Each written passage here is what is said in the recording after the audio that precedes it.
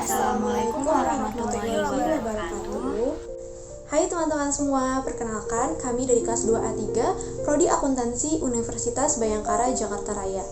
Kami dari kelompok 3 pada mata kuliah karakter building akan menjelaskan materi mengenai betapa pentingnya menerima diri sendiri dan konsep dari pemahaman diri kita sendiri. Baik, teman-teman, sebelum itu izinkan saya untuk memperkenalkan anggota dari kelompok 3, yaitu yang pertama ada Amanda Nur Maulida, yang kedua Elsa Natali, dan yang ketiga saya sendiri Yulia Wijayanti. Baik teman-teman semua, tanpa berlama-lama lagi, langsung saja kita simak materi yang akan dijelaskan oleh kelompok kami. Kita akan membahas tentang menolak diri sendiri. Jadi, menolak diri sendiri adalah sikap tidak menerima kenyataan sendiri, menyesali diri sendiri, membenci diri sendiri, dan tidak jujur kepada diri sendiri. Nah, pasti ada dong alasan yang membuat seseorang itu menolak dirinya sendiri. Yang pertama itu ada rasa kecewa terhadap dirinya sendiri. Contohnya ketika seseorang melakukan suatu kegiatan, ternyata hasilnya itu tidak sesuai dengan apa yang diharapkan atau gagal. Kemudian dia kecewa terhadap dirinya sendiri, dia terpuruk. Padahal tidak semua orang yang di dunia ini jika melakukan suatu kegiatan, hasilnya pasti bakal selalu berhasil. Jadi, kegagalan itu merupakan suatu hal yang wajar dalam hidup ini. Nah, yang kedua itu ada rasa tidak puas terhadap dirinya sendiri, terhadap apa yang dia miliki, terhadap tubuhnya. Contohnya itu insecure. Nah, insecure ini sering terjadi kepada orang-orang pada umumnya. Nah, perlu kalian ketahui, kalau misalkan insecure itu tidak selalu berasal dari dirinya sendiri loh. Ternyata insecure itu bisa datang dari orang lain. Contohnya ketika kita tuh dibanding-bandingkan dengan orang lain itu hasilnya bisa seperti ini loh. Kenapa kalian tidak bisa seperti ini? Nah, hal-hal itu yang membuat orang itu cemas, terus gak percaya diri dan gak puas atas apa yang dia milikinya. Nah, pada akhirnya dia itu menolak diri sendiri karena ada rasa tidak nyaman dan rasa tidak percaya akan omongan orang lain itu terhadap dirinya. Oke, setelah tadi ada pengertian menolak diri sendiri, kemudian ada alasan kenapa seseorang menolak dirinya sendiri. Sekarang itu ada apa sih dampak negatif dari penolakan tersebut terhadap diri kita sendiri? Yang pertama itu ada tidak jujur kepada diri sendiri. Ketika kita melakukan suatu kegiatan untuk menyenangkan orang lain, padahal kita tidak nyaman akan hal tersebut. Kenapa sih kita tidak bisa jujur kepada diri kita sendiri? Padahal dengan kita jujur terhadap diri kita sendiri, kita jadi tahu apa sih kekurangan yang harus kita perbaiki, apa sih yang perlu kita tunjukkan kepada orang lain. Jadi kita tidak perlu melakukan suatu kegiatan yang kita tidak suka hanya untuk memenuhi ekspektasi orang lain terhadap kita. Lalu yang kedua itu ada menyembunyikan kegagalan. Kita sering berusaha menghindar dari rasa ditolak karena kita takut kalau misalkan kita itu buruk di mata orang lain. Jadi secara nggak langsung kita itu takut akan respon orang lain terhadap kita kalau misalkan kita gagal. Yang ketiga itu ada melempar kesalahan. Biasanya orang-orang yang menolak dirinya sendiri itu ketika dia melakukan kesalahan, dia akan seolah-olah kalau dirinya itu sebagai korban dengan melempar kesalahan dirinya kepada orang lain. Ciri-ciri orang yang belum bisa menerima dirinya sendiri atau menghargai diri sendiri itu yang pertama, selalu merasa tidak cukup baik dengan penampilannya atau potensinya gitu. Jadi dia tuh merasa kalau dia tuh kurang mulu, ada kekurangannya mulu. Padahal sebenarnya orang lain yang menilai kan, bukan diri kita sendiri. Karena patokan kita tuh selalu melihat orang-orang yang lebih baik, lebih cantik, lebih wah, lebih mewah gitu kan. Tapi padahal sebenarnya orang lain itu melihat kita tuh kayak udah pas, udah tepat, udah spesial gitu. Terus yang kedua selalu membandingkan diri kita dengan orang lain. Ini salah satu yang sangat-sangat sering banget ya dilakuin orang-orang gitu, karena selalu merasa dirinya tuh kayak di bawah mulu. Ngelihat orang tuh kayak hebat, ngelihat orang tuh keren, ngelihat orang cantik, ngelihat orang ganteng. Padahal sebenarnya setiap orang itu punya porsinya masing-masing, punya kemampuannya masing-masing. Kita boleh membandingkan diri kita dengan orang lain, tapi dengan syarat kita membandingkan hal baik gitu. Contoh, orang itu mah cantik doang, tapi suaranya nggak bagus kayak aku gitu. Orang itu mah ganteng doang, tapi nggak bisa main futsal, nggak bisa main gitar gitu, contohnya ya kan. Terus orang itu mah cantik doang, tapi nggak bisa melukis, nggak bisa menari segala macam. Pasti kita tuh di saat kita punya kelemahan, di kelemahan kita tuh, tapi padahal kita tuh punya kelebihan yang orang lain tuh nggak punya. Setiap orang tuh udah diporsiin masing-masing. Kayak orang ini cantik, orang ini pintar, orang ini bisa suaranya bagus gitu, bisa nyanyi, orang ini bisa melukis gitu. Semua orang tuh udah di porsi masing-masing gitu. Gak ada manusia yang benar-benar sempurna semuanya dia borong gitu, gak ada gitu. Terus juga sering banget kayak merasa tidak percaya diri, merasa tidak percaya diri atas apa yang sedang dia lakuin gitu. Misalkan kayak dia sedang melukis, kayak merasa kayak aduh kok kayak ada yang kurang ya lukisan gue, kayak ih lukisan gue jelek banget sih dibandingkan dia gitu. Itu salah satu contoh yang benar-benar nggak percaya diri gitu, padahal sebenarnya bagus gitu. Kayak suara gitu, kayak suaranya bagus gitu, dia nyanyi gitu, terus dia rekam gitu. Aduh kok kayaknya suara gue kurang ya, suara gue jelek banget sih gitu. Kayak berusaha untuk percaya diri, padahal sebenarnya suara kamu tuh udah bagus banget, suara kamu udah gambar kamu udah bagus, tapi karena kamu kurang percaya diri, jadi kamu ngerasanya kayak kurang gitu. Terus juga kalau misalkan kita melihat orang yang kemajuannya itu maksudnya udah lebih maju gitu, dia start, masalah dia udah maju dibandingkan kita. Karena apa? Mereka itu start duluan, sedangkan kita kayak kita belum start, dia udah start, dia udah mulai, kita belum mulai gitu. Jadi kayak usahain untuk kita juga lihat gitu, dia udah sukses karena emang dia udah jalan duluan, sedangkan kita kayak masih proses. Dia pun sama kayak kita, melewati proses, melewati jatuh bangun, caci maki segala macem. Itu setiap orang tuh pasti ngelakuin kayak gitu. Nggak ada orang yang merasa dirinya sukses tanpa ngelewatin ujian-ujian gitu, tanpa melewati hal-hal sulit gitu. Jadi kayak kita usahain untuk fokus sama diri kita aja, kayak kita harus jalanin apa yang benar-benar sudah di skenarioin gitu ya. Kita nggak perlu iri sama orang lain yang sudah maju duluan gitu. Jadi kayak bener-bener buang-buang waktu aja kalau misalkan mikirin orang lain. Kayak kita mikirin diri kita aja sendiri gitu. Kalau kurang lebihnya sih dari aku tuh kayak gitu. Nah teman-teman, dari ciri-ciri yang tadi aku mau kasih cuplikan nih contoh dari teman kita yang merasa belum bisa menerima dirinya sendiri atau belum bisa menghargai diri sendiri. Mari kita simak ya dan dengarkan nasihatnya. Assalamualaikum, Ca. Waalaikumsalam, Jul. Di rumah nggak? Iya di rumah, kenapa? Enggak, lagi mau cerita aja. Oh gitu, boleh. Gimana ya? Tapi nggak ganggu lu kan? Enggak kok, santai aja. Jadi gini, Ca. Gue sekarang ngerasa diri gue nggak guna aja. Kayak banyak banget kurangnya. Dari nyoba hal-hal baru aja tuh gue takut. Bahkan gue sering banget ngerasa insecure. Karena gue ngerasa gue gak ada apa-apanya dibanding yang lain. Iya, hidup gue tuh stuck kayak gini-gini aja. Sedangkan orang lain tuh udah tahu tujuan mereka mau jadi apa tuh mereka tahu gitu. Dan bahkan di sini, di posisi gue sekarang, gue masih belum bisa paham sama diri gue. Gue ragu loh sebenarnya sama diri gue, Cak. Gue tuh punya potensi apa enggak sih sebenarnya? Gue mau minta masukan lu aja, Cak. Gue harus gimana? Kalau menurut gue ya, dengan lu yang selalu melihat keadaan orang lain, itulah yang membuat diri lu selalu insecure, membuat diri lu takut untuk mencoba hal-hal baru, keluar dari zona nyaman lu, karena lu berpikir orang lain menjadi standarisasi kemampuan diri lu. Please, kenali diri lu sendiri, Jul.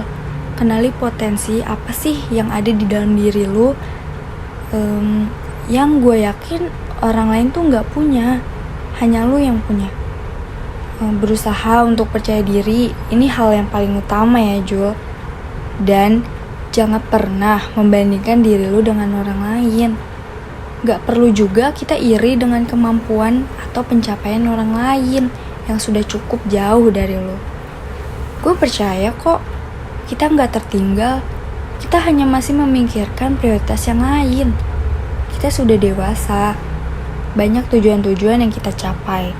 Mungkin urutan tujuan lo dengan tujuan orang lain itu berbeda. Tujuan yang dicapai orang lain di note lo itu hal nomor 2. Menurut gue sabar aja sih, semua butuh proses kok. Hidup kita tetap jalan, gak akan berhenti. Lu akan terus berproses menurut goals yang sudah lu catat, assessment yang sudah lu harapkan. Jadi jangan pernah ragu untuk mencoba hal-hal baru, Jul. Kemampuan kita semua udah di porsi masing-masing. Jalan hidup pun sudah ada skenarionya. Kita tinggal jalanin aja, ikut kemampuan takdir. Tetap semangat ya, Jul. Pokoknya jangan hiraukan orang-orang yang beranggapan negatif sama lo. Karena apapun yang lu punya, yang lu bisa, itu hanya lu yang tahu. Itu masukan dari gue ya, Jul. Gue harap lu bisa lebih percaya diri lagi. Semangat! Oke teman-teman, selanjutnya kita akan membahas akibat yang kita rasakan dari penolakan terhadap diri kita sendiri. Ada 3 yang akan saya sampaikan. Yang pertama yaitu putus asa. Nah, putus asa ini biasanya disebabkan karena kita hanya menghakimi diri kita sendiri bahwa kita tuh adalah orang yang jelek, orang yang bernasib buruk, orang yang tidak memiliki kelebihan, dan sebagainya. Nah, itu nggak boleh ya teman-teman. Yang kedua itu biasanya kita kecewa dengan diri kita sendiri. Nah, biasanya kecewa dengan diri kita sendiri itu bisa disebabkan karena kita membandingkan diri kita dengan orang lain, membandingkan kelemahan diri kita dengan kelebihan oleh orang lain. Kita tidak bersyukur dengan apa yang kita miliki, dengan apa yang diberikan oleh Tuhan kepada kita. Itu nggak boleh teman-teman. Nah, yang terakhir, yang ketiga ini yang paling berbahaya, yaitu bunuh diri. Nah, bunuh diri ini biasanya disebabkan karena kita tidak memberi kesempatan kepada diri kita sendiri untuk berkembang, untuk maju demi mencapai kondisi terbaik diri kita sendiri. Nah, akibatnya kita mencari jalan pintas atau jalan alternatif untuk mengakhiri hidup kita sendiri dengan bunuh diri. Karena kita merasa tidak memiliki sesuatu atau kelebihan yang dapat dibanggakan. Hai, mungkin beberapa orang dari kita belum mengerti arti tentang menerima diri sendiri dan memahami diri sendiri. Mari kita bahas. Dapat didefinisikan, menerima diri sendiri ialah suatu kemampuan individu untuk dapat melakukan penerimaan terhadap keberadaan dirinya sendiri, dan memahami diri sendiri adalah kemampuan untuk menyesuaikan diri terhadap perasaan, pikiran, dan juga tindakan dirinya sendiri. Kenapa sih menerima diri sendiri itu penting? Ketika kita sudah bisa menerima diri kita sendiri, menerima kekurangan-kekurangan yang kita miliki, dan memaafkan hal-hal yang telah kita perbuat di masa lalu, kita akan bisa lebih mencintai diri kita sendiri lebih dari yang sebelumnya. Selanjutnya kita akan membahas cara mengenal diri kita sendiri. Ada 4 yang akan saya sebutkan. Yang pertama, kita harus bersikap open-minded terhadap kritik dan saran dari orang lain, dan kita harus menerima apa adanya demi kelangsungan hidup kita yang lebih baik lagi. Nah, jadi ketika ada orang yang memberikan kita saran, memberikan kita kritikan, selagi itu hal-hal yang berbau positif, kita harus menerima dengan apa adanya ya teman-teman. Karena ketika orang lain memberikan kita kritik dan memberikan kita saran, kita akan merefleksikan diri kita dan introspeksi diri kita, sehingga kita ke depannya akan melakukan suatu hal yang lebih baik lagi. Kecuali orang yang memberikan kita saran, itu sarannya berbau hal-hal yang negatif, itu nggak perlu kita terima ya. Karena ketika kita menerima suatu hal, kritik dan saran hal-hal yang berbau negatif, itu nantinya akan membuat diri kita sendiri itu merasa down. Gitu. Nah, selanjutnya yang kedua itu melalui penelusuran atau tes bakat dan kepribadian. Nah, zaman sekarang itu udah banyak ya teman-teman, tes-tes minat bakat, tes-tes kepribadian. Nggak harus kita ke psikolog, bahkan di luar sana pun, di internet pun sudah ada yang gratisan. Jadi tergantung dari diri kita sendiri, mau tidak usaha untuk mengenal diri kita sendiri. Nah, selanjutnya yang ketiga itu melalui pengalaman sehari-hari, melalui kebersamaan dengan orang lain. Nah, kita kan semakin hari bertemu dengan banyak orang, bertemu dengan orang baru ya teman-teman. Jadi dengan bertemunya orang-orang baru, dengan bertemu banyak orang, kita pasti menemukan hal-hal dan pengalaman-pengalaman baru gitu. Nah, pengalaman-pengalaman hal-hal baru itu yang baik-baik aja nih, yang perlu kita simpan, yang baik-baik aja yang perlu kita teladani. Hal-hal yang buruk, hal-hal yang berbau negatif itu nggak perlu kita ambil, nggak perlu kita jadikan pedoman gitu. Selanjutnya yang terakhir itu melalui refleksi dan perenungan diri. Nah, yang keempat ini menurut saya sangat penting karena ketika kita merenungkan diri kita sendiri, kita jadi tahu dan kita jadi mengenal diri kita sendiri, bahwa diri kita tuh sebenarnya maunya apa sih, kita tuh sifatnya bagaimana sih, diri kita tuh enggak sukanya dan sukanya tuh dengan apa sih gitu. Nah, makanya ini tuh penting banget karena ketika kita merenungkan diri kita sendiri, merefleksikan diri kita sendiri, kita tuh jadi tahu lebih dalam dan mengenal lebih dalam tentang diri kita sendiri gitu teman-teman.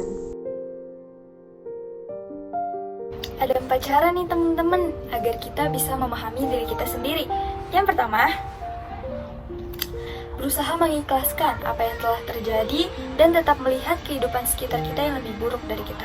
Contoh, kita menjadi salah satu finalis lomba bulu tangkis. Kita sudah masuk final aja tuh udah bersyukur banget kan teman-teman.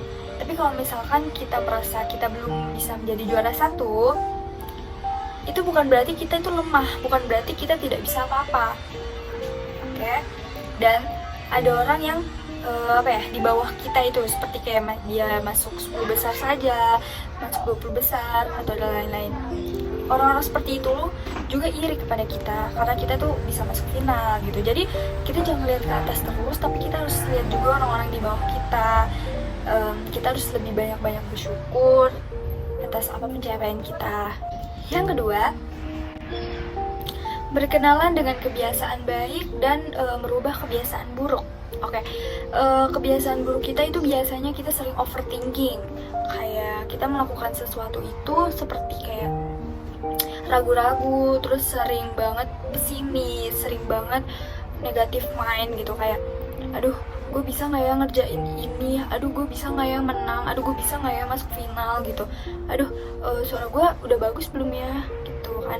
Itu sering banget kita merasakan seperti itu gitu. Tetapi tolong banget, itu semua harus dibuang dan kita harus lebih berusaha berkenalan dengan kebiasaan baik, seperti lebih positive mind gitu. Kita lebih kayak fokus ke kayak lebih positif aja gitu, pikirannya kayak optimis gitu, kayak aduh gue udah ngerjain yang terbaik, semoga hasilnya tuh baik gitu ya kan. Jadi kalaupun kita gagal, kita mikirnya seperti ini kayak oke, hari ini aku gagal, hari ini aku kalah. Kedepannya aku akan memperbaiki potensi aku, mengasah potensi aku, dan aku akan mengikuti kompetisi ini kembali gitu. Dan aku yakin aku pasti akan menang gitu.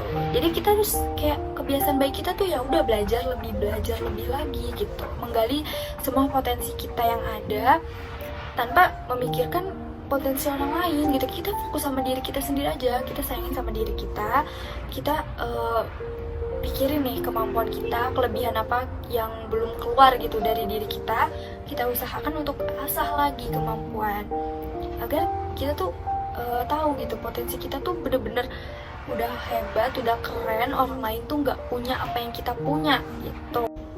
Yang ketiga,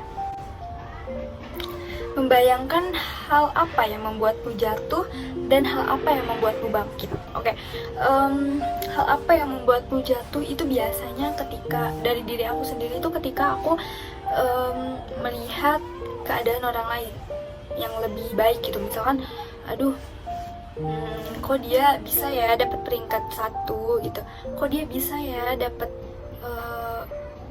jadi juara 1 gitu di lomba apapun gitu kan. Itu tuh bener-bener ngebuat kita jatuh. Karena apa?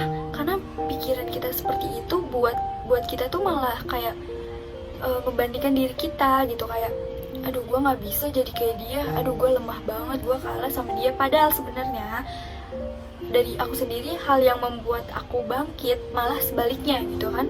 Kayak aku lihat nih orang itu kayak wah keren banget dia dapat peringkat 1, wah keren banget dia juara 1, wah keren banget dia bisa suaranya bagus, keren banget bisa gambar gitu, bisa melukis. Nah dari diri aku tuh kayak aku berusaha untuk wah gue harus bisa kayak dia juga nih. Bukan berarti kita menjadi orang lain, tapi kita menjadi diri kita sendiri, tapi orang lain itu menguatkan kita loh, menguatkan pikiran kita untuk jangan kalah sama dia, jangan jangan mau jangan mau terkalahkan sama pikiran-pikiran negatif kita gitu loh.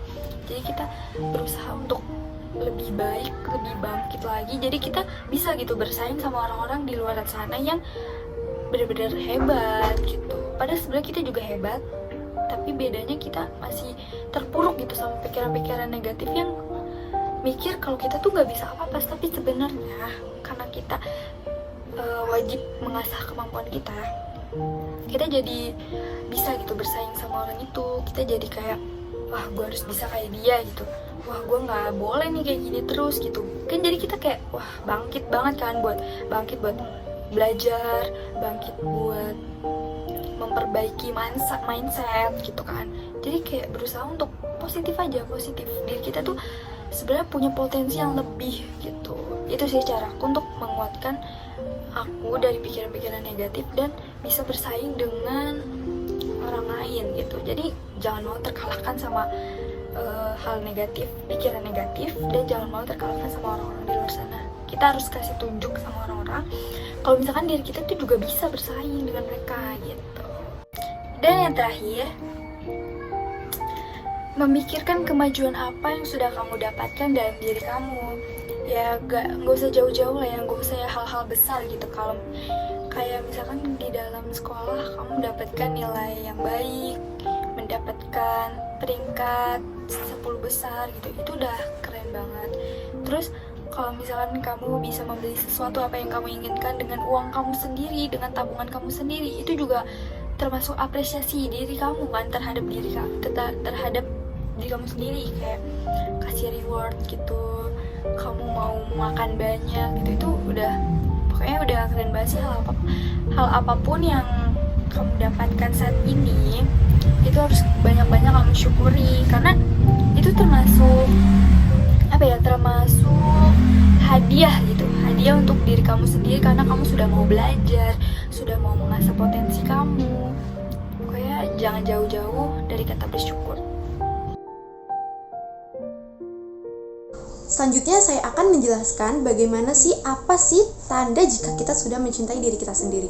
Ada 5 yang akan saya sebutkan. Yang pertama, kita tidak merasa terintimidasi oleh semua anggapan negatif terhadap diri kita sendiri.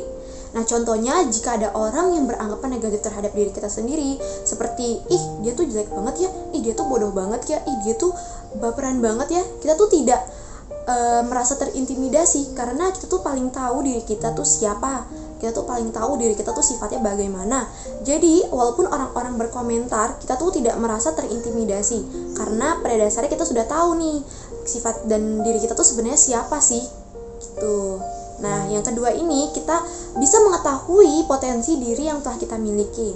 Nah kita tuh, jika teman-teman semua tahu kelebihan, kekurangan, potensi, bakat yang telah kalian miliki, itu tandanya kalian sudah mengetahui dari arti mencintai diri kalian sendiri.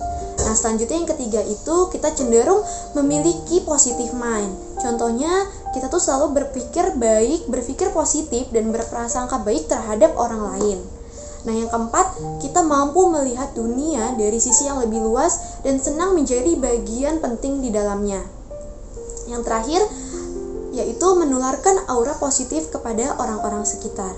Nah jadi ketika kita bertemu dengan banyak orang di luar sana, terus orang itu belum mencintai dirinya sendiri, kita pasti akan menyemangati dan mensupport sistem dia untuk mendorong lebih keras supaya dia tuh mencintai diri dia sendiri. Nah itu sama aja kita memberikan aura-aura positif terhadap orang sekitar. Sekian materi dan penjelasan yang disampaikan oleh kelompok kami. Saya berharap materi dan ilmu yang kelompok kami sampaikan bisa bermanfaat bagi teman-teman semuanya, baik masa sekarang dan masa yang akan datang.